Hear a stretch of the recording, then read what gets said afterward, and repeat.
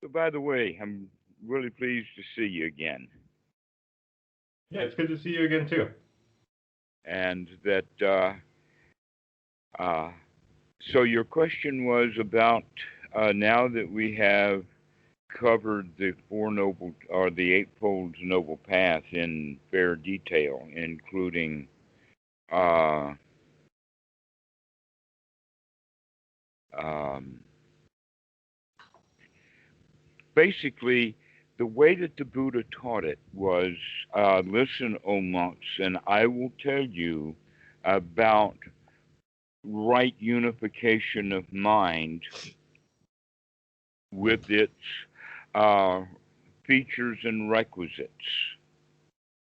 And so we can understand that the requisites then would be the first items on the path that we've already discussed of right view, right um, sati, right act, effort, and right um, attitude.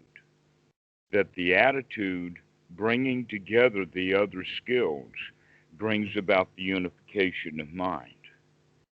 And once the mind is unified, then it will uh,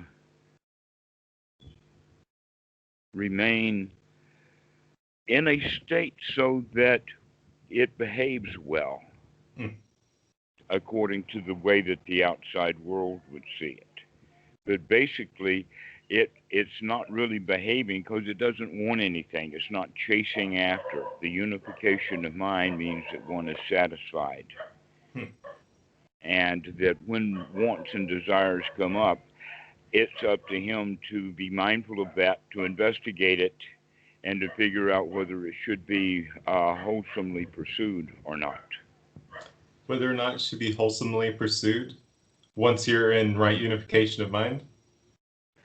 Once you're in the right unification of mind, or that your And would that intention is to manufacture it in the moment, not okay? once you reach it, because this is the whole thing that's a major issue for the Western mind.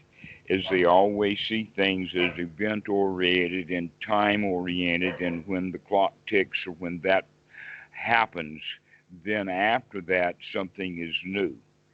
Mm-hmm. All right. Um, an example of that would be um, in the West, if a cup gets chipped, then it generally is not put into service anymore, especially not to give that chipped cup to a guest. In a Zendo, they, even in a ceremony, will make sure that every bowl and every cup in the kitchen is chipped. Really? That way we can get over that once it was new and then something drastic happens and maybe even the child got spanked because the item got chipped. And so the mental Western mentality is before the chip everything was okay, and after the chip now it's worthless. And so yeah, it's you. If you receive something broken, you're like you would want to fix it. Whereas like Hmm. there's a you would rather accept it and just like it's still a useful cup. You can still drink out of it. You can still do what it's But used for. in a way, in a way, then everything is chipped. Mm. Everything is chipped. Mm-hmm. All right. And because everything is chipped, that only means that it's chipped because of the attitude. It's one's attitude that does the chipping, Yeah. not the actual chip itself. In Yeah. other We words, think our attitude is that that cup is broken, that mhm, it's no good. but it's still good. Yeah. All right. So that's that point then needs to be seen in the sense that um, freedom, moksha, enlightenment, nirvana, coolness, emancipation, uh, Buddha, all of those things, the mentality is like that cup that before the situation was unacceptable, and then some sort of event or something happened, and after that, now life is acceptable, or that it's you know. Um,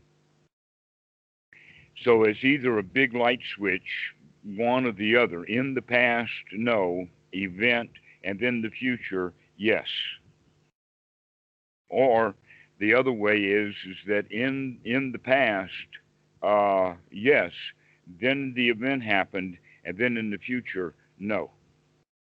Sure. So I guess before I started talking to you, my view of Pardon? meditation, or before I started talking to you, my view of meditation was that I'm trying to fix myself. Like I'm trying to like get rid of all these things. But Hmm. like in a sense, like I'm kind of like that chipped cup in that, I can choose to have believe that I'm broken and need to like fix myself, or I can like know that I'm right.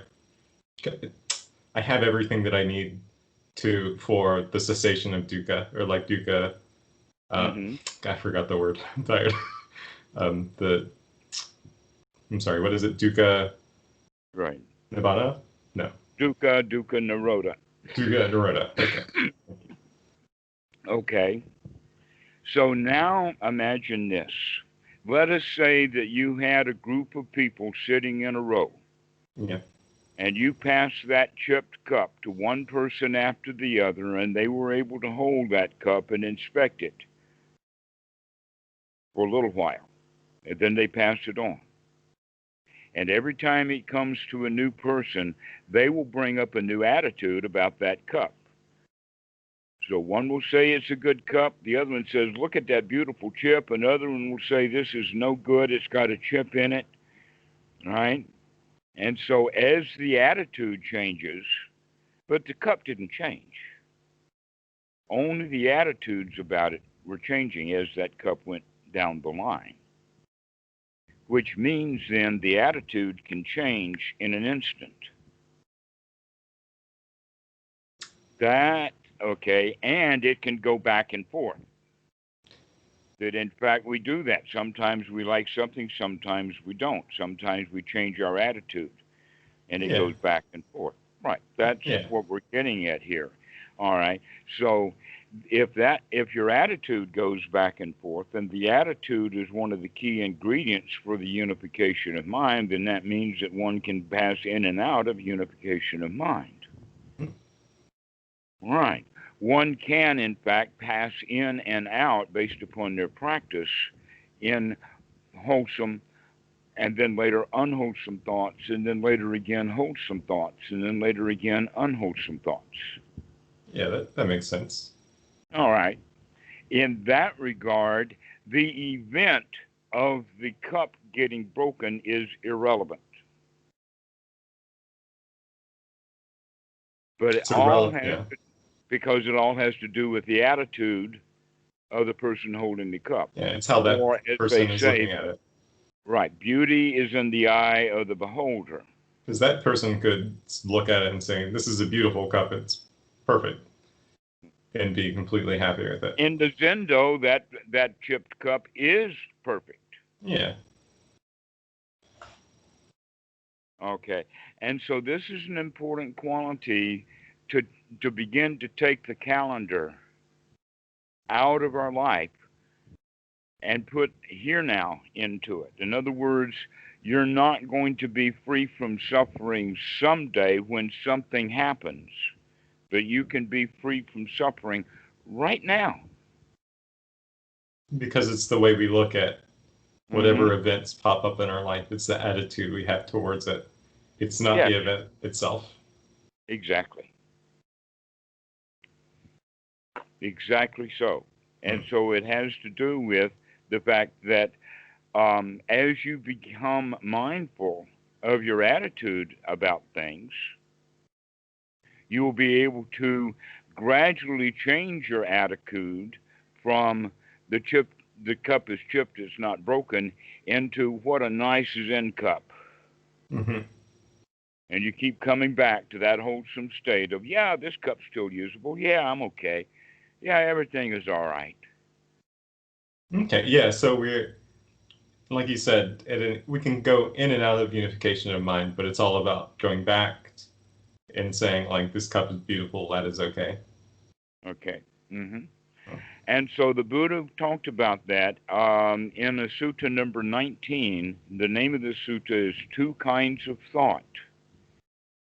And that people will say, oh, well, I used to have the wrong kind of thoughts, but now I'm going to have the right kind of thoughts. Oh, no. Every day you've had a mixture. There have been some good thoughts and some unwholesome thoughts, and more good thoughts and more unwholesome thoughts, all right? And we're not really keeping track of that kind of stuff. Sure. And so this is really what the practice is about what's happening in the here now. Can you get yourself into a nice state where you're satisfied right Mm-hmm. now? And then can you maintain that state right here, right now? And And that's like, what not to go. worry about the future. And so Anapanasati is kind of like our practice for that. Hmm.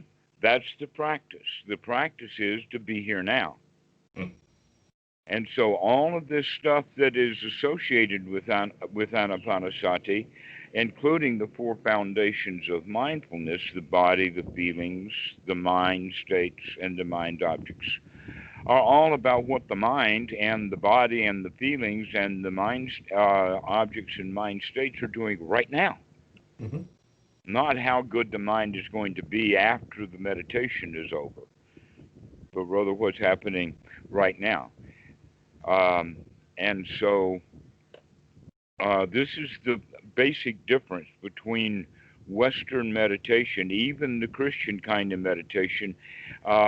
We got that word because in the Catholic monasteries they would have a practice to where they would mull over one of the religious points.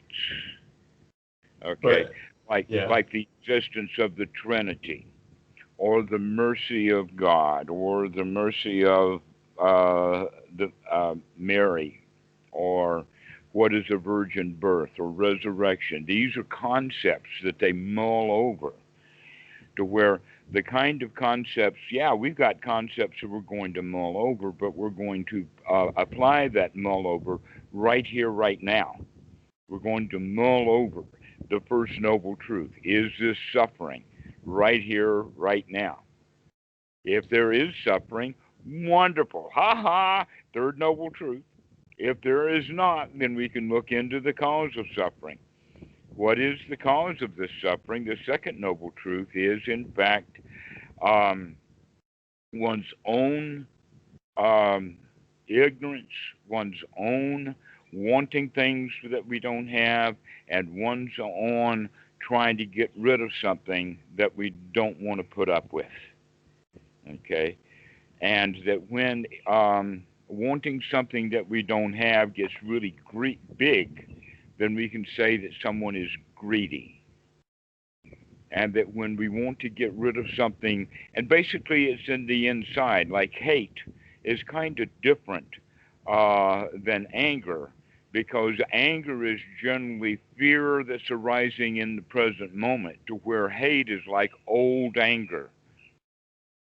it's like you're clinging. There's like it's a recurring thing. It's like you're remembering him from the past. Right. Yeah. Remembering out of the past, bringing it up, remembering that you didn't like it then, and now you don't like it again. And so now hate is just actually just an internal, uh, spontaneous internal combustion, I suppose. Yeah. Whereas like anger could be like a tiger's popping out of the bushes and attacking you. And you're like, oh no, Hmm. or just like a An threat. example would be that the individual hasn't seen this family member in many years, but because of the situation, a family reunion or something, that event then brings up the old hate that I hated Uncle George when I was a kid, and now I see him at this event, and now I hate him all again. So where Yeah, right but now Uncle George is not doing anything. yeah, that would be like you're dissatisfied about things that happened in the past. Like these things are, yeah, there's like a different quality that you're like making a mental object to like, I don't know, Right. focus your energy at and be like, I hate that. Uh huh. So as we dig into this second noble truth, then that's when we become to see this pattern that happens in the mind that leads us from, let's say, an event that happens in the moment that we become conscious of. But we don't just stay conscious of that, of the present moment. In order to make good sense out of it, we dig stuff up from the past and process it Hmm. in order to come up. In other words, if you didn't know the language, then you wouldn't even know when you saw it that it was a tree. That calling the tree a tree means that you know what trees are. You've got treeness somehow stored. Yeah, you're like thinking about tree when you see Mm. one because The you're first applying the tree you label. ever saw, you didn't have anything for it. Yeah, it's kind of there. But now we can recognize trees. So that recognition is means pulling up stuff out of the past in order to make sense of the present moment. And when we do that, we often make mistakes because our past is not all of that reliable. Yeah. Oh, so I guess like I feel like there's kind of like big remembrances and little remembrances. So like if I'm going about my day, like it feels like there's a whole and there's like things popping up around me. Like I might notice like that's my guitar over there to the right, but like I may not consciously like think about guitar. But I don't know. Maybe if I'm thinking about like I wish I was better at my job or something like that. That's Hmm. like a much bigger remembrance. Like, are those both remembrances, or is like one more of just like a passing, just like there it is? But like, am I like Actually, subconsciously knowing that's a? you can think of it as almost like data in a database. Hmm. And the way buffering operates, the more recent data is easier to access than the really old stuff. But if we don't have what we're looking for with the brand new data, then we will continue to process, we will continue to perceive until we can dig up something that is, let us say, recognizable. Hmm. And so that's that's what happens basically is that when Yeah. this person sees Uncle George and generally the old hate won't happen until after he sees Uncle George, but then Uncle George will say something, and then he will be reminded of the old stuff, and then all the hate will come up. This is kind of complicated, but the point that we can make is that basically when we begin to see everything in the here now and are not concerned much with the past and the future, then we have a capability of living in this moment. Okay, this, in other words, everybody can handle this moment. Hmm. But what we think when we can't handle something is we can't handle it happening over and over and over again in the future. Yeah. Yeah, okay. But we can handle it one more time. We can do this one time right now. Okay. Yeah. No, that makes a lot of sense. That clears it up a lot because it's like I can, passively see that guitar, but like if I look at it, then I'll start remembering all the guitar lessons I did and how frustrated I am with it, and then it becomes something else. But if I'm just Exactly. there in the present moment with the guitar, it's like yeah, there's like a buffering before I know that it's like the recall, like the worry. or whatever. But if I can just be there with it, it's completely different. It just like is me Mm-hmm. seeing it or like observe like without all the extra stuff. Mm-hmm. Okay, you've got it. In other words, you can pass right by that guitar and look at it, but you don't have any thoughts of it. Hmm. But then you will look at it and you'll begin to think about it. But when you think about it, what you're going to do is bring up old memories. That's your thoughts. Yeah. Okay. So, in the actual practice of the Dhamma, we then have that quality of um, thinking that things are long term, to where in fact, no, it's right now.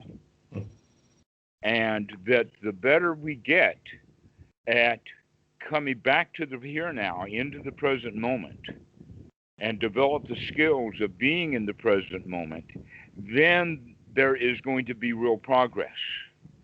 But so long as we have the idea that the progress is going to be the benefit or a future result of what I'm doing now, then you will never get any benefit. Yeah, the result is in this moment. It's not in the future. We're not we're not training so that we can do this in a year or two. Like with that attitude, we wouldn't see it. Hmm. It's all about right here in the moment. Is that kind of what you're getting at? Yes, everything has to do with this present moment. When we change that frame of reference, then the next point is that the student will come because he's been practicing this and seeing it.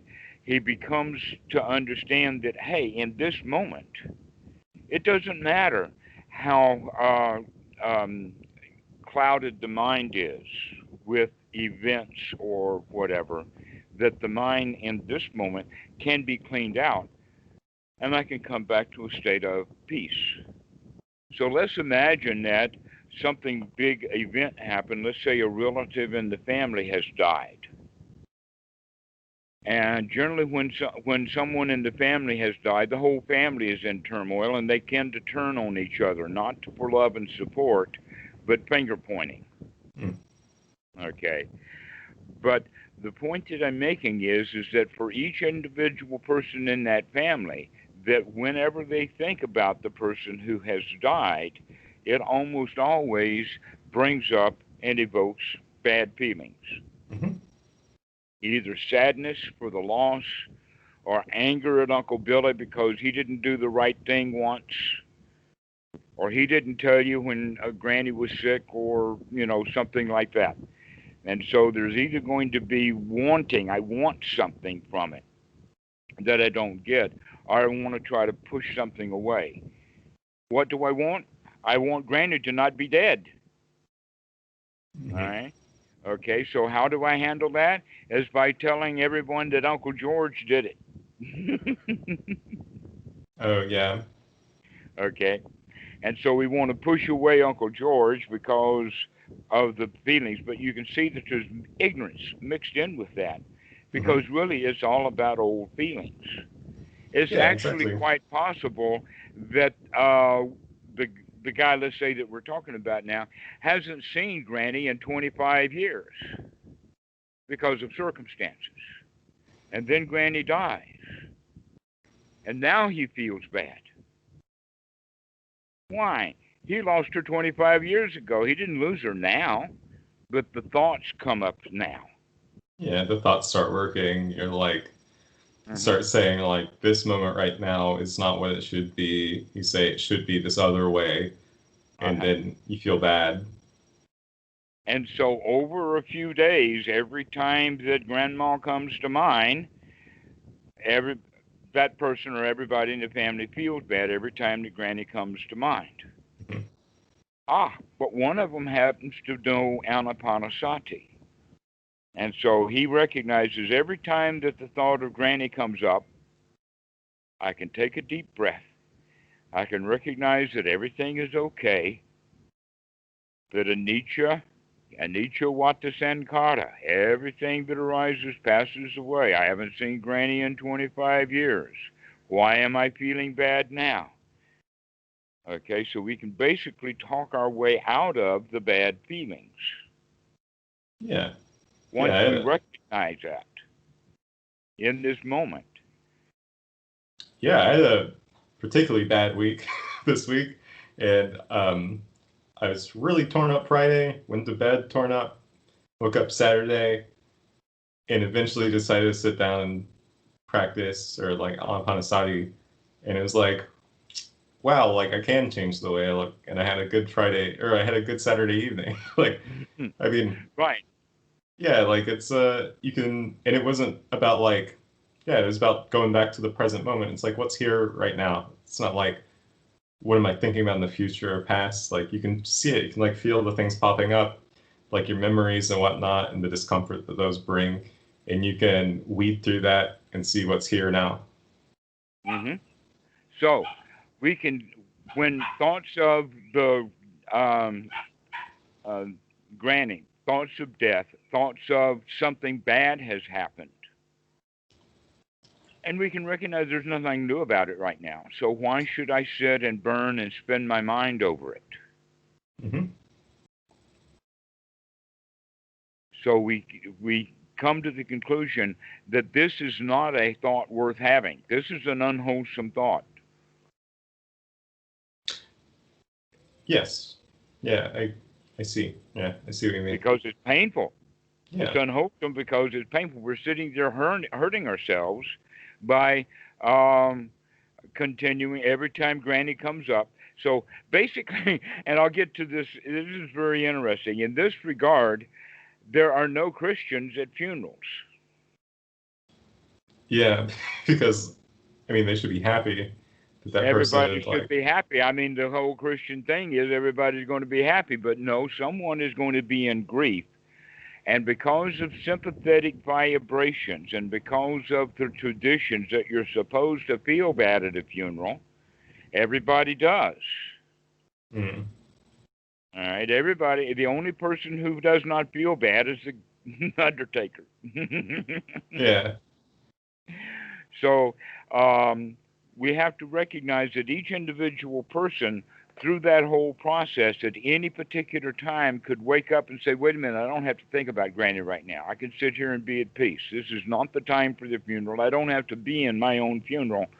We can wait until Granny has her funeral, and when she has her funeral, then she has her funeral. And if I can handle this moment, I can handle that moment too." sure. That's when we're really coming into the skill development, is when we keep seeing, right now I'm okay. Right now, things are nice. Yeah. Okay, I In can handle this present moment. yes, like in the midst of turmoil or like in the midst of whatever events are happening, you Except that know, it's not in the midst. there is no, what do you Well, mean? no, because in the midst now you're taking a time frame. Yeah, you're During this time, okay. all of that midst, no. The midst is when the thought of Granny comes up. Yeah. Okay. That, now you're in the midst of it. But if you have sati, then you can recognize, I don't need to think that right now. This is not a wholesome thought right now. Let's have Yes. wholesome thoughts instead right now. Mm-hmm. Okay? And so over the course of days, every time the Granny comes up, this meditator says, out Granny goes. There's nothing can be done. Okay? If, for instance, if you have to do the will probation with the lawyer at the time when it's to be done. But you don't have to sit and mull and think about the will being probated while you're sitting at home. Yeah, No, and you that's that happen at the right time, and you deal with it at the right time. But right now, sitting at home, I have to learn to deal with this moment. And if I can deal with this moment right now, then I can deal with the funeral tomorrow, and I can deal with the will probation next week because I can because handle right now. yeah.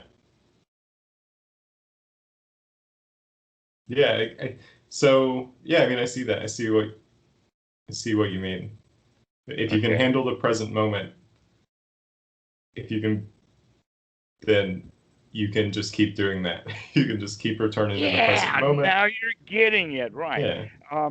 Well, let us say that the keep doing it is a way of saying things that is still in Yeah, the it's context. Another way of saying it, if I did it once, I can do it again.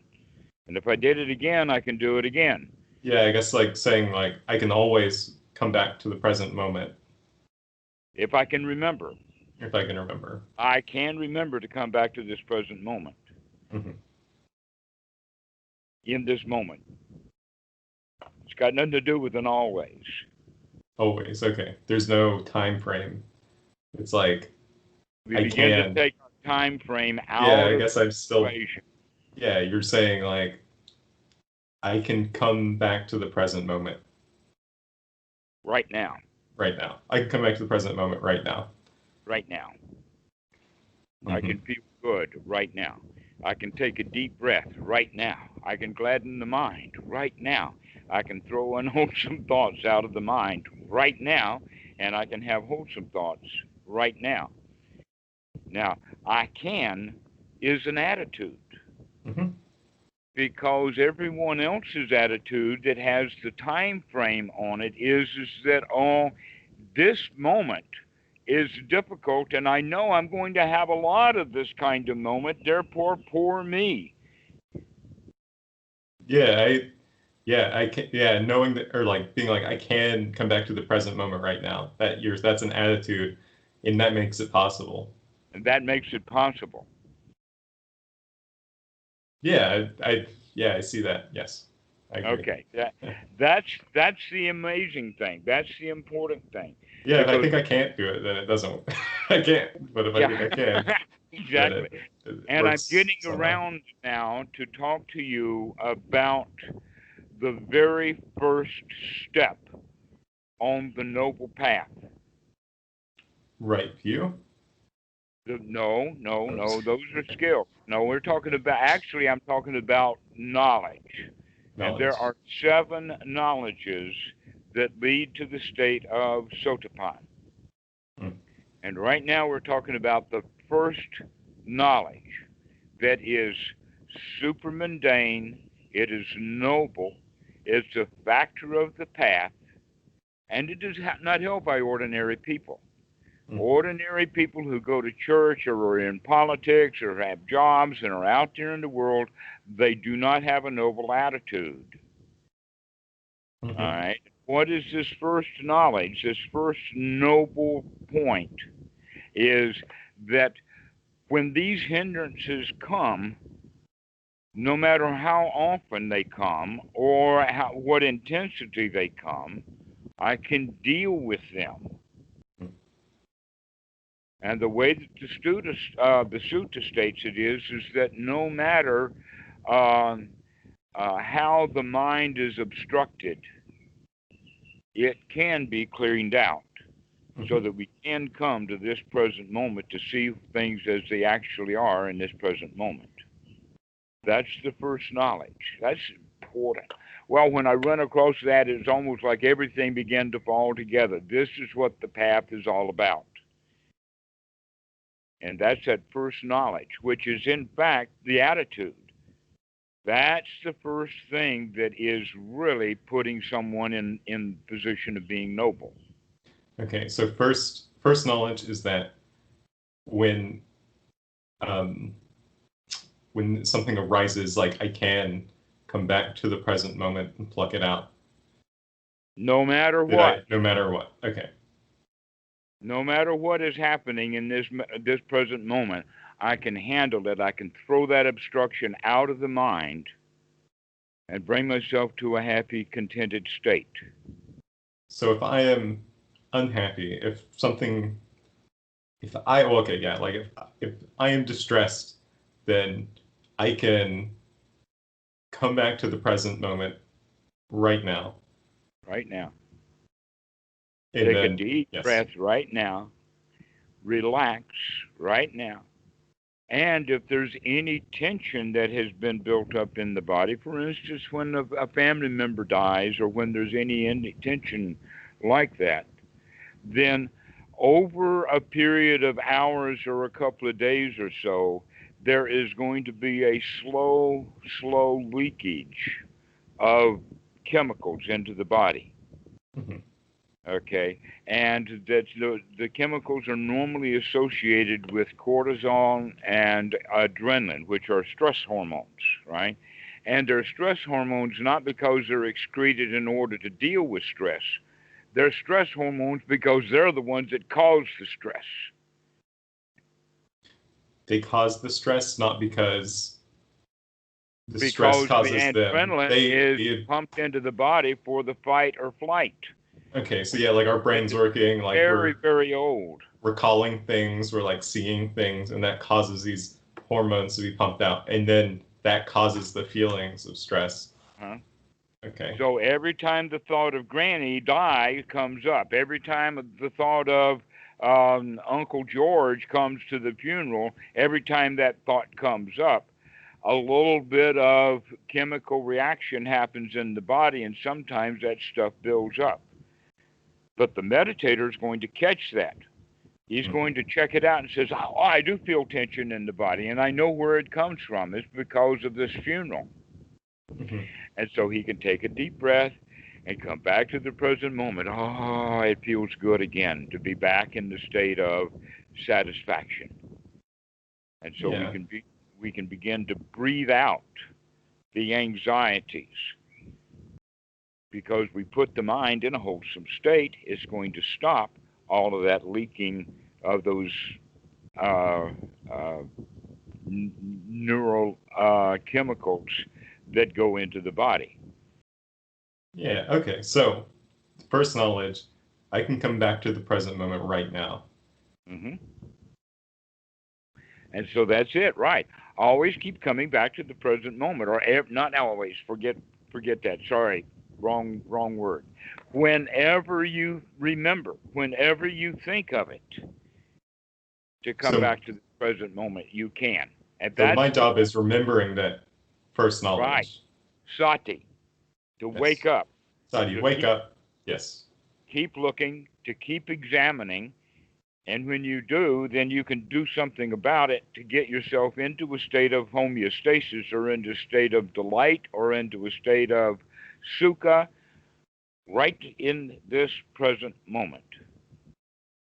And we begin to get the skill so that no matter how difficult things get, and things are going to get really difficult. The question is, when things do get really difficult in the future for you, do you know now that you can handle those things?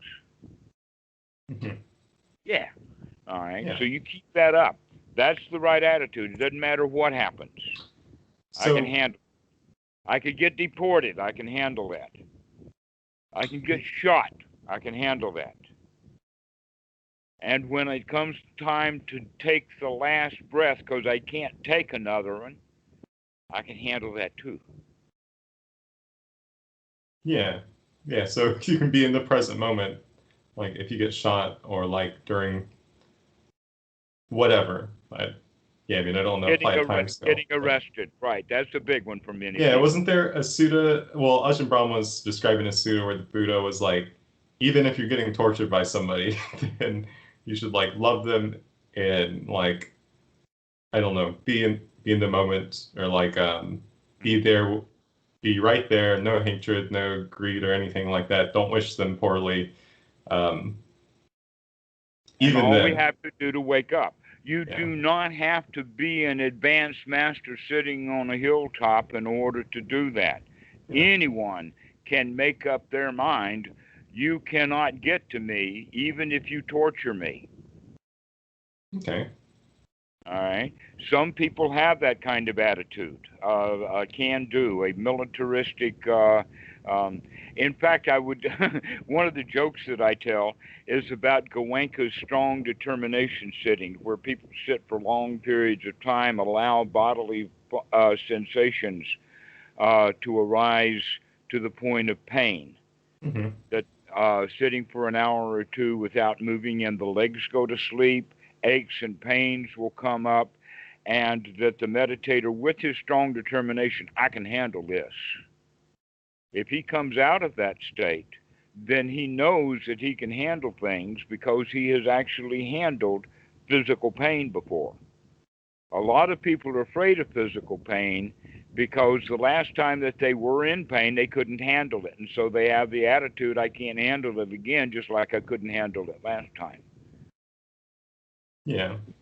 So this is why we have some things, not just in the Buddha Sasana, but in all of life, there's a kind of a toughening up process. An example of that is learning to walk barefoot. People who can't walk barefoot are called tenderfoot. Mm. Okay, so which means they can't keep up because they haven't toughened up. So a lot of what we're talking about with the Eightfold Noble Path, the skills that we're developing is actually the skill of toughening up. So that we know that we can just come back to the present moment and be happy. So we know even in pain we can come back to the present moment. Well, there's only one way of being able to do that, and that is after we begin to practice. There is going to be tough times in life. You're going to get sick. And when it's sick, that's a good time to practice Anapanasati. Yeah. Why? So, Because the body is sick, but the mind is not sick. I guess one thing, so when we say that, like, there will be times where I'm in pain and, like, I can, if I remember, then remember if I wake up, then I know that I come back here. But by saying, like, pain, like, kind of, we're putting a value on that. We're saying that, like, this is hurting us. But it also seems like there's this other thing that, like, if we're in the moment, or, like, if we're bring ourselves back to right here, right now, then we are free from that pain. So, like, are we kind of recognizing that there's no value in that, or like the harm or something like that? That it's like Well, maybe not actually, yes, that is unwholesome. That is Oh, we are unwholesome. recognizing that. Right. You're recognizing that having a pity party is unwholesome. But the pain, like, well, I don't know, like the thorn in your foot or something like that. Mm-hmm. That's kind of neutral, like one way or the other. Like the unwholesome part is us like placing value, like a negative value on that. Is that Mm-hmm. wrong or? Yes, exactly. Okay, so Okay. let's look at it from this example. Let us say that in the emergency room, two people come in. They've got the same injury, whatever it is. Let us say that there's a splinter in the finger. Make it simple. An old man and a young child. They both come into the ER. When the nurse is trying to remove the splinter from the child's finger, the child is going to cry, the child is scared, that whenever any sensations come, the child is going to remove the arm and take it away because they're very much afraid. And Mm-hmm. the attitude is, I cannot handle this. Yeah. The old man has had splinters before. He walks into the hospital. His is probably even more infected than the child's because he was willing to handle it. So now he goes into the ER. He puts his hand out. The nurse takes her time and skill and fishes around in there and gets that splinter out. And he holds his hand still with the attitude, I can handle this. Mm-hmm. That's basically the right attitude that we're talking about. I can do this. I can handle this. Yes. Yeah. So we have that. Okay, Sati. so we need to go to the hospital in this regard that we're talking about as this example. We need to go to the hospital not as the child but as the old man so that we come out of the hospital saying, "Yes, I could handle that splinter. I'll handle whatever comes next time." And then we're not fretting about what could happen in the future or like remembering the pain of the past. Like the last time we had a splinter, we're just like, I can handle this. You drive yourself to the hospital, get it taken out. You move on. Exactly. And I've had to deal with that kind of thing in my own life. When I was young, I would pass out easily. Mm-hmm. Low blood pressure or low blood sugar, something like that. And that it was always true for medical procedures. Shots were kind of okay, but something in the body is such that it's really hard to draw blood. And it may be attitude, I don't know. But all I do know is that generally the nurse will fish around long enough to get frustrated, withdraw the needle, and go someplace else on the body to try to get blood. Yeah.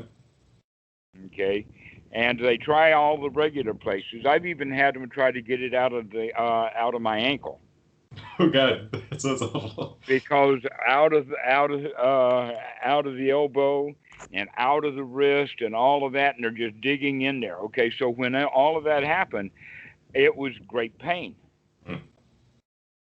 But it started happening, I think, about 20 years ago because I was still kind of involved with medical stuff um, a bit, and I took on that attitude. I can handle this, and I didn't even understand it exactly the way that I'm talking to you about it now. But now, the last several times that I've had blood drawn, I enjoy it. Why? Because I enjoy bringing up that tough attitude. I can handle this. Why don't you try it over here? Try it over there. And they draw blood back by every year. They have to draw blood because of the visa. It's part of the uh, medical certificate that we have for the retirement visa. Mm. And so that still happens. And so it was uh, it was in January was the last time that blood was drawn. Nothing to it. Because you can Didn't just be pass like, out. I can Don't handle have this. to sit No big down. deal. Yeah. Right. And there she is digging around in there again. And But I it's not says, like "You might a want." Hmm? it's not like a toughness. It's not like a it isn't a really strong self. It's more of like a I can handle this as in like an empty sort of way, right? It's a toughness, exactly. And it's not my toughness, it's just toughness. You're not remembering that you're tough. You just are tough. Hmm. Yes. And Mm. that's the attitude, that tough attitude. And the Buddha even went so far as to call it the lion, that he was a lion. The Mhm. Buddha was tough. That in fact, a lot of people would say that they couldn't handle the lifestyle of the monk in the old days at all. That living out in the forest is tough. Yeah, it looks it's pretty hard looking. I bet But it's if pretty you're difficult. but if you're tough in the sense that you go out in the wilderness and you tough it out, now you can handle being in the wilderness, and being lost in the wilderness doesn't frighten you at all. Yeah, but like a lion doesn't think about being tough. I mean, that's just kind of in their nature. Hmm. And so another one would be public speaking. Mm. Many people, when they start public speaking, or if they have never done any performance and they're given an opportunity, and they freak out in the sense of become afraid, butterflies in the stomach. If they know in advance, then they'll get into the butterflies in the stomach in advance. They're Yeah, not even on stage yet. They're backstage and they're still freaking out, right? I do that a lot. Okay. But when you already have been, let us say, out in the wilderness or on stage, and you know that you can handle it, then you can walk right out on stage and make a complete idiot out of yourself, and that's okay Because you can handle it. You because you can, can handle that. yeah. Exactly. So if someone ridicules, you can handle that. So, Or if they revere you and do oomy dooby gobby gobby and bow down and all of that kind of say you're the most wonderful and all of that, been there too, done that too. I can handle that. mhm. Okay. And in fact, that's one of the reasons why a lot of people want to be a meditation teacher is because they've seen the reverence that many people pay gurus and meditation teachers, and so they want that. Yeah, they get a lot of. I mean, yeah, I mean, they get followings. They get people that respect them, and like follow their words and things. But the Buddha said that that whenever they revile him, it's no dejection of heart, and if they revere him on that account, there's no elation of the heart on that account. It's in the sutta. On that account, there's no elation of the heart. In other words, the heart is elated on its own, not because someone has praised. Okay. Yeah, I guess I'm missing something there in that how that yeah, so the Buddha, somebody praises him or somebody says he's bad and like doesn't know what he's talking about. It has no effect on him just because of first knowledge, because like he says That's that I'm first coming knowledge. back to I know that I can be here in the moment right now. And so you're not like thinking or remembering, or like you're not remembering the past or like thinking about the future, about all the like credit that you'll get or like all the fame or like how people will think about you in the future or like things like that. You're just kind of like there and are. Yeah, it was a pretty bad explanation, but yeah, okay, Yeah. I see how that connects now. Yeah, that makes hmm sense. So that's the foundation, or that's the very first step. And that first step is that change of attitude from this is tough, it's hard work, into I can handle this. I can handle this. Yes. I can do this. So if the feelings of anxiety come up, we can take a look at that and say, I can handle that too. I can Yeah, take there's a no deep breath and I, let it go. it's not I can handle this in the future. There's no time frame. It's like I can handle this right here, right now. Right here, right now, Oh, so that I can come out of that hindrance right here, right now, and come into this present moment and be yeah. here now. Hmm. It's very simple. Yes, it is. And that's the first knowledge. Yeah. There are seven knowledges, and that basically, as we see things more clearly through the progressions of the and picking up this knowledge, one of the things that happens then is we come to the knowledge that, oh, my only job, in fact, for the rest of my life is to see dukkha and to stay out of it. Hmm. Only job that we've got. And so we become dedicated to that job, eager for that job. And now that's some of the higher knowledges when we become absolutely eager for the Dhamma that we want to remember. And then we're not. Yeah. We want to remember what we were saying. We want to remember to be here now. We've already decided that being in the here now is much superior than whatever else the mind could do. Yeah. I mean, and in that way, we're not like fighting against life.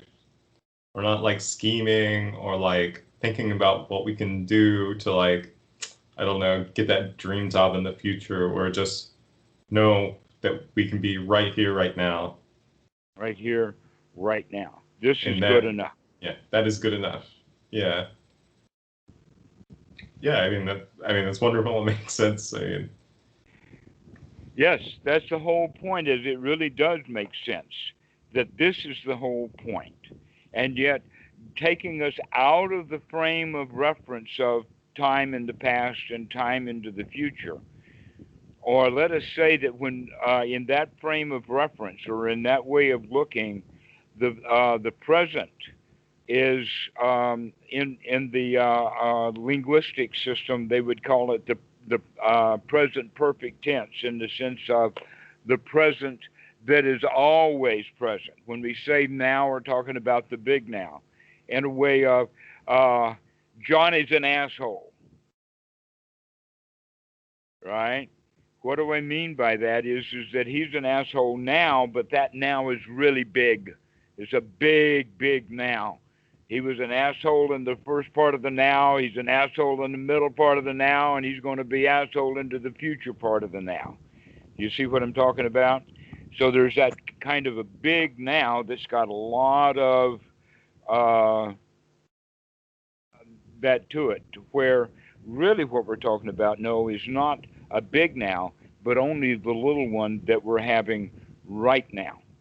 And we recognize that we're always having this right now. Yeah, just There's the little right now. It's like the super tiny, like right now. this little right now is all we've got.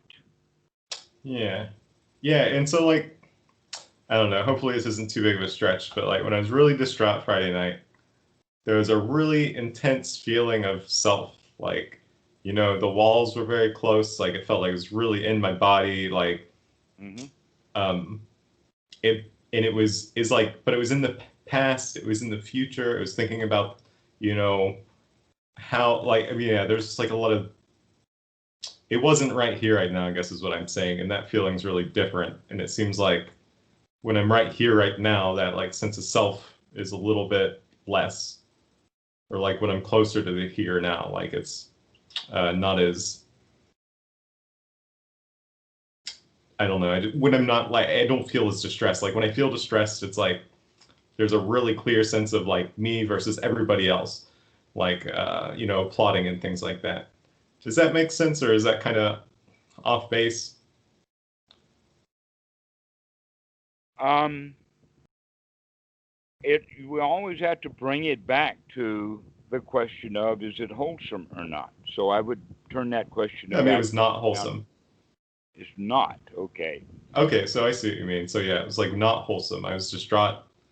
Like, yeah, I was thinking like bad thoughts that were like uncomfortable and things like that. Exactly.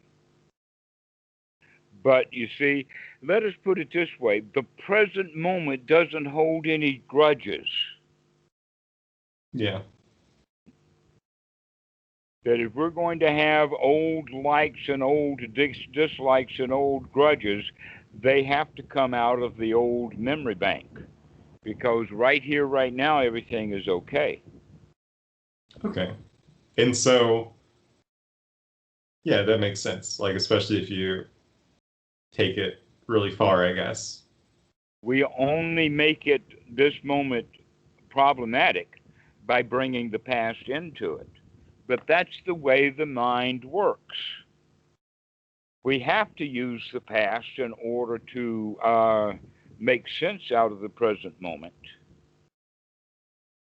But I'm not saying that we're Oh, kind okay. of we're We can not recall the talking. past, we can recall the future, and that isn't necessarily unwholesome. Well, no. What I'm saying is that if we are not aware that and watching that this is how we make sense of the world, is by pulling stuff out of the past. If we know that process, then we can actually start to change the past. Okay. Okay? How do we change it? One is by not thinking about it. If we have no thoughts of the past, then this present moment is unlikely to be colored by the past. Mm-hmm. But if we do have thoughts about the past, then this present moment is possibly, or the next present moment is possibly going to be um, influenced by the thought patterns that we're having now about the past. So even though we can't change the past, we can change the way that we relate to it. And an important way is this: that is, in computer science, we have a thing called a queue or a deck, in the sense that, and there's many different ways. One would be like a stack, which means the last thing that went on will be the first thing off. Okay, uh, and in that way we can say, okay, memory is like that too. In other words, if I for quite a long time pile on a lot of wholesome memory, then at any particular time in some future now, the likelihood of when I'm let us say figuring something out, and I'm using data from the past, I'm more than likely going to be using more recent data, especially if it's intentionally wholesome. Okay. Yeah. Okay? So, this is what we're getting at, is that we want to leave the old past alone. We Hmm. want to not think about it. We want to not deal with it. We want to deal with the present moment in regard to the Eightfold Noble Path, and then that will be the new memory system that's laying on top, so that we begin to build up memories of having a good here now. Yeah, that makes To, sense. to make to mix in with all of the old crap, or better still, to cover up the old crap. Okay. Yeah, I guess I was trying to say past bad, future bad. Like, got to be here the now. That can be the only good. But you're saying there's like a relationship between you can have like a wholesome or unwholesome relationship with these things popping up, and Mm-hmm. like if these things pop up, like we have a thought about the past or something that pops up, we can have a good attitude toward it, and then that's going to be in that queue, and then like next time, next present moment, if that pops up, that's good feeling towards that thought that pops up will be there first, kind of, right? Yes, Okay. Yeah, absolutely. That's that's it. Right. because The it's like, newer okay. the newer wholesome stuff is actually, in a way, we're saying, is a new habit that we're developing, Hmm. that is going to replace the old habit, and the Yeah. old habits are unwholesome and we feel bad. But if we continue to take and build up the habit of feeling good, then we can, when we create a new, let us say, a realization, and that's a funny word, realization. Yeah. So it's Uh, like, Go we ahead. have like the sense doors that we've talked about. One of them's like thoughts or like mind objects or something like that. And like we have a feeling towards all of these like doors, like whether Hmm. that's like stubbing my toe or something like that, or like a thought about, a deceased relative popping up. And we can feel good or bad about that. And the more we feel good about that, the more frequently, like in the next present moment, we'll feel good about that. Exactly so. Yeah, so it's like that. Yeah, okay. I see that. That's good. All right. So we naturally then, over a period of time, begin to develop the new habits, and then those new habits, or the new stuff in the sankara, will actually uh, be part of the mix. Yeah. Let us say it this way. This is a kind of a humorous way to say it, and that is that people talk themselves into feeling bad. You can talk yourself into feeling good. Yeah, sure. That's true. Yeah. I mean, kind of like a proof by like negative or something. It's like, yeah, if you can talk yourself into feeling bad, why not do it the other way? Exactly. We can talk to ourselves about feeling good, and a lot of people say, "Oh, that's cheating. Oh, I shouldn't do that. I should just let myself continue to feel bad now that I've talked myself into it." Yeah, that's true. Besides, that sounds like a lot of work, Yeah, it is. but it's not. It only just is a little bit of work right now, Oh, I see what you mean. I thought you meant, yeah, like a lot of work to keep making because they're myself feel taking bad. right a lot of work, is because again they've got the time frame in it. Yeah, you're adding that time frame. You're thinking that you got to do a lot of work to To be able get to way off figure out there that trick to time. come back to the present moment. But no, it's very easy. All we have to do Yeah. is remember, and here we are. Well, yeah, they may think there's a trick or Hmm. something that they don't know yet that's like out of their skill. But like you said, the first knowledge is that like I can come back to the present moment right now. Hmm. That no matter how obstructed the mind is, no matter how much my grief is, no matter what my anger is, no matter how subtle it is and it's hard to see, or how overpowering it is and hard to deal with, in both cases, I can throw that stuff out, take a deep breath, and come back to the here now. Even sloth and torpor, Even what? Even like sloth and torpor, or like the I don't know. I deal with a lot of just like feeling drained and kind of gross, and those feel very like difficult for me to shake during Anapanasati. We do have the idea that some things are difficult to handle, Yeah, but but that's the that's I the cannot loser's attitude. attitudes. That's Yeah, the it's, loser's attitude. we think we can, then, or if we Hmm. will, if we know we can, then yes. Yes, and we have to practice and gain the skill or gain the shraddha or gain the confidence. I did it once, I can do it again. What's Sarada? Shraddha is Sarada. the Pali word for confidence. It's Okay. often translated as faith, but it's Hmm. not faith. You don't practice anapanasati through faith. Yeah, You you do practice it. it because you know it works. Yeah. Okay. So then it's like a confidence when you remember that you do not have to suffer, that you can just be right here, right Can now, do. that develops. Yes, Okay. Yeah. you can. That's the confidence. I can. I can do this. That's that. In fact, a shraddha, or this confidence we're talking about, that's the first step on the path. That's the first state of nobility. Is that can-do attitude. Hmm.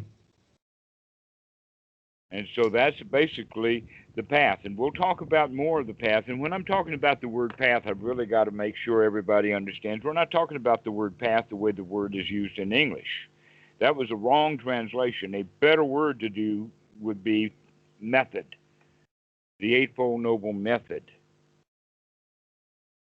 Because Eightfold why is Noble it Method. not a Oh. path? Because the path has the quality of a distant place out into the future.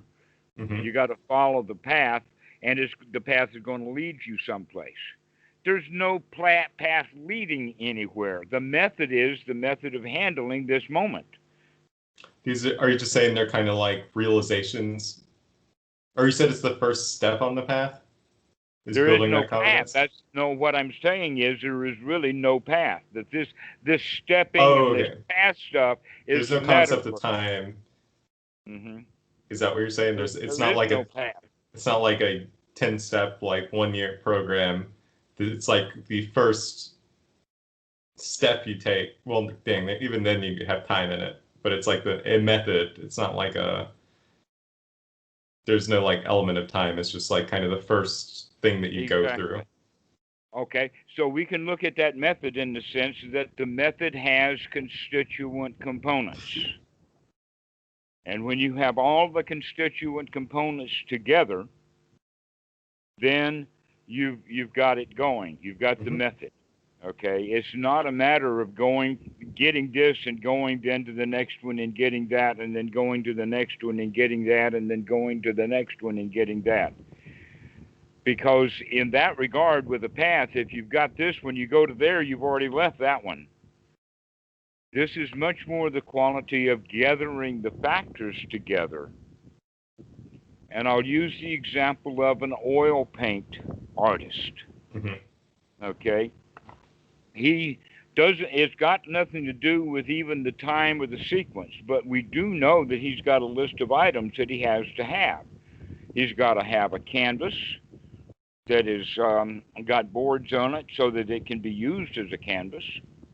He's got to have an easel. He's got to have a set of brushes.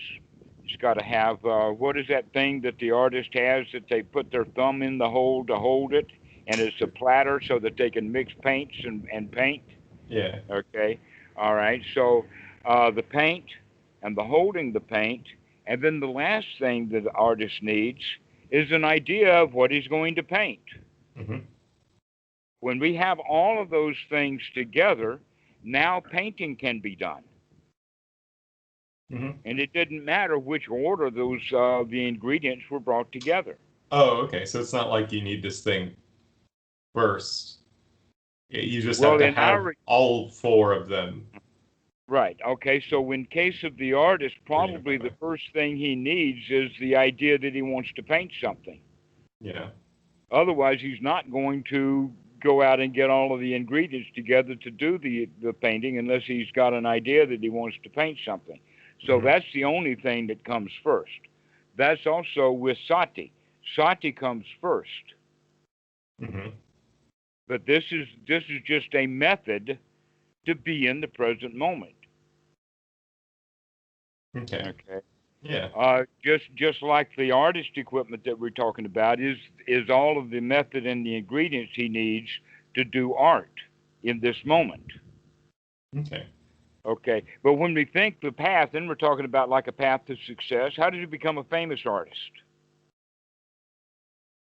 So now we're bringing the Western mindset into it.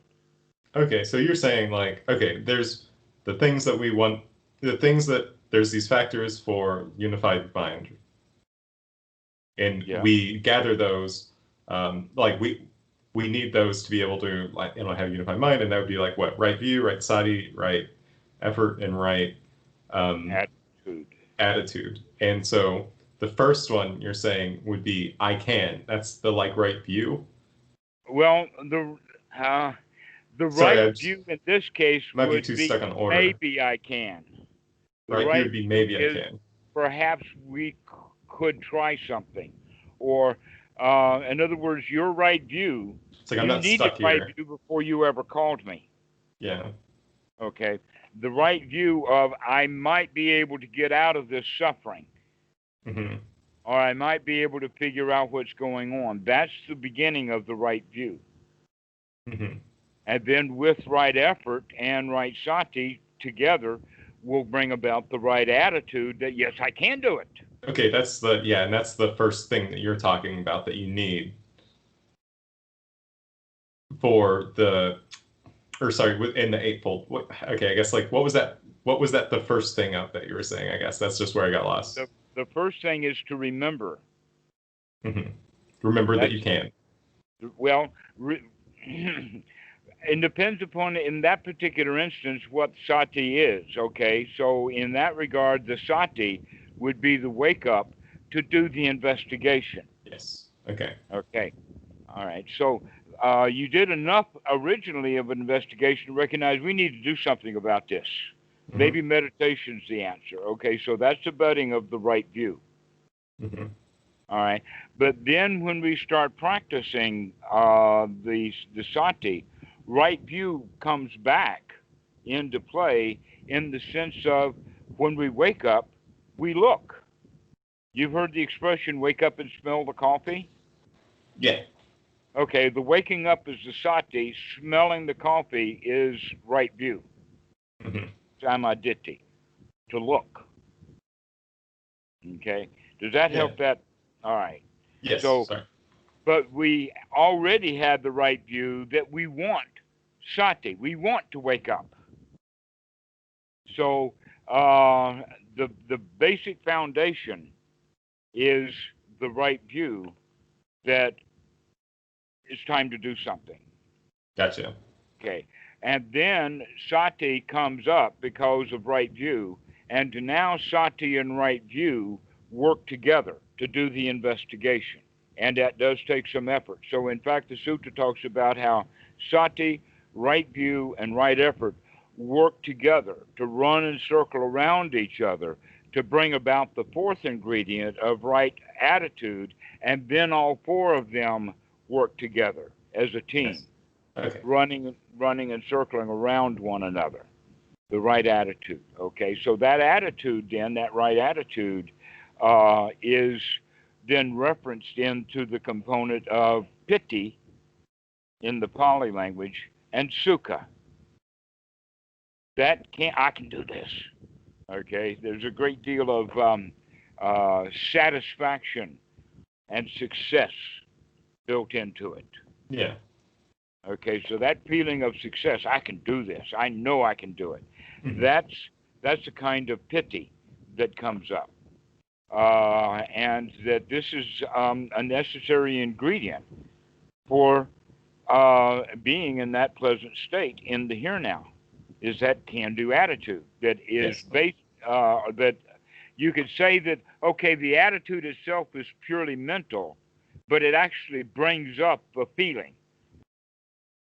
And so, in that way, feeling uh, satisfied is the outcome of the attitude, I can be satisfied. Yes. Okay, yeah, I see. I got lost, but you brought me back on track. Yeah, that you have to have that can-do attitude to be here in the present moment. That's what you were getting across. Yes. Like that's yes. All right. So that's basically how we then apply the Eightfold Noble Path or the Eightfold Noble Method, just to be here now. Mhm. And while we are in the here now, then we're not going to be harming other people. We're not going to be taking things away from them. We're not going to be forcing our intentions on someone. We're not Yeah. going to be using hateful, malicious gossip or telling lies or any of the kind of false speech when we're in a state of satisfaction. Yeah. It's only when we're in a state of dissatisfaction that we actually go about doing wrong things or harmful things to other people that are listed then as a set of rules or precepts. Mhm. But when the mind is fit, when the mind is right, then uh, grabbing and forcing and taking things and all of that is not done. Yeah, that makes perfect sense. Okay, Lao Yeah, you Tzu had a student, Chang Tzu, who had some literature written, and Chang Tzu has a story about, and he has a whole lot of them. The only ones that I remember is about the last one, and that is the shoe. When the shoe is right, the foot is forgotten. Nobody thinks about the foot when the shoe is right. hmm. In other words, you've got a good set of shoes. Now, if the shoe has got a problem, like it's worn out, or the other side of it is brand new and not broken in, and therefore has some uncomfortable places, then because of that, the foot is always remembered. Why? Because we've got all this input. But when the shoe is right, the foot is forgotten. Yeah. And that's a lead on into when the heart is right, for and against are forgotten. Yeah. Okay, well, it's the for and against that cause us to break the precepts, if you want to think about it from that perspective. That is when we have when the heart is not right, and we are for something, so we try to go get it. Yeah, we're dissatisfied that we're like we don't have that. Like Hmm. we want to go we're for that, so we want to go get it, or like we're like, oh, this is a bad thing in our life, so we're like push it away. I'm against it, therefore I want to push it away. Versus When the the shoe heart is right, fits for and against and are it's like forgotten. forgotten. Yeah.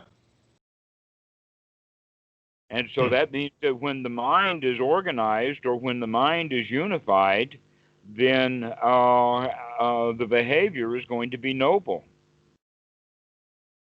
Yeah. Wow, that makes a lot of sense. Yeah. So like, hmm. And Yeah, it it'll. always has to do with this present moment. When in this moment the heart is right, for and against are forgotten. In the next moment, if memories or thoughts or feelings come up, then the heart is not right because it's being affected by that. Then the for and against come back in. Mhm. And So so, go ahead. okay. I feel like I'm gonna be reading too much into this, but like when I sit down and meditate and I feel something bad and I'm like, I want to get rid of that. He's saying that like in that moment I'm against that thing, but like in a sense, like if the shoe fits, like if I'm in the right mind state, like if I'm in unified mind, then I won't necessarily be against that and I'll just forget it. Or like it'll just drop away In versus this just like in this case, you can we're talking about it in the sense of actively forgetting, actively forgetting. So that's like the casting out is like an actively active forgetting.